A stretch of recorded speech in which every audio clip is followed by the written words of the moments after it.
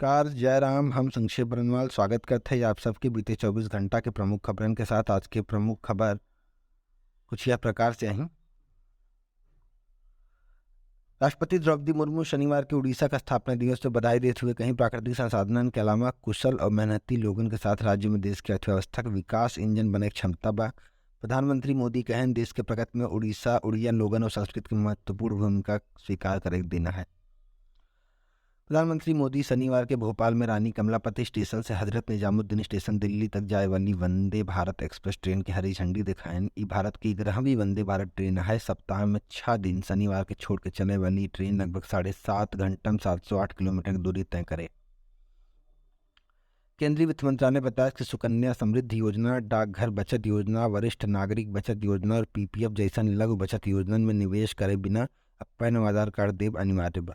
वित्त मंत्रालय कहे लघु बचत योजना में निवेश करे वाले ग्राहकन के 30 सितंबर 2023 तक आधार कार्ड जमा करे खोए। अमेरिका के मेट्रोपॉलिटन म्यूजियम ऑफ आर्ट कहे कि भारत से अवैध रूप से लाई गई 15 मूर्ति लौटाए। इस सब मूर्तियों के तमिलनाडु के जेल में बंद तस्कर सुभाष कपूर बेचे रहन। यह मूर्ति में मध्य प्रदेश के 11वीं शताब्दी बलुआ पत्थर के अप्सरा मूर्ति और पश्चिम बंगाल के टेराकोटा की अक्षी मूर्ति शामिल बा। विदेश मंत्रालय के अनुसार राष्ट्रपति द्रौपदी मुर्मू के निमंत्रण पर भूटान के राजा जिग्मे खेसर नामग्येल वांगचुक 3 दिवसीय यात्रा पर सोमवार के दिल्ली पहुंची हैं। यह दौरान राष्ट्रपति प्रधानमंत्री से मुलाकात के द्विपक्षीय संबंधन के विस्तार देश समेत आर्थिक विकास के लिए चर्चा करी है। वांगचुक के साथ भूटान के विदेश मंत्री तांडी दोरजी भी भारत आवत हैं। रक्षा मंत्री राजनाथ सिंह बताएं देश के रक्षा निर्यात वित्त वर्ष 2016-17 के मुकाबले 10 गुना बढ़ के 2022-23 में 15,920 करोड़ हो गया, जो अब तक के सर्वाधिक है। आधिकारिक आंकड़न के अनुसार 2021-22 में देश के रक्षा निर्यात 12,814 करोड़ रहा। केंद्र 2024-25 तक रक्षा निर्यात 35,000 करोड़ तक ले जाए के लक्ष्य रखे।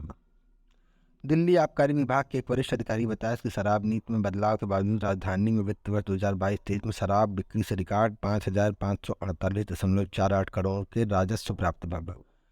वकाल अधिकारी यह दौरान राजधानी में रोजाना औसतन 17 लाख शराब के बोतलों की बिक्री हो। उद्योग विभाग के दैनिक औसत राजस्व 19.71 करोड़ रुपया बा।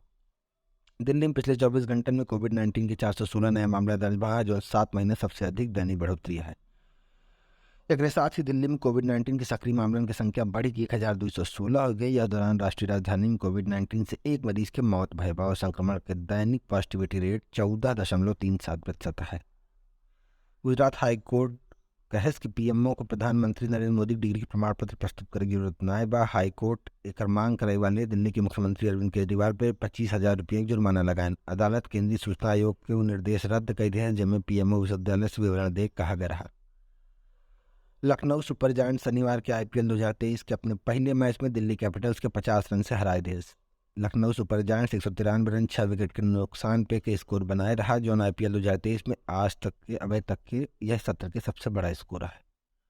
एलएसजी की ओपनर काइल मेयर सबसे ज़्यादा 38 गेंद 73 रन बनाए, जबकि पेसर मार्क वुड 4 ओवर फेंके 14 रन देने और 5 विकेट लगी गेंदबाजी आंकड़ा दर्ज किए हैं। आज के प्रमुख अवधि राष्ट्रीय समाचार यह प्रकार से रहा। अपन के ख्याल रखें। बहुत बहुत धन्यवाद। जयराम।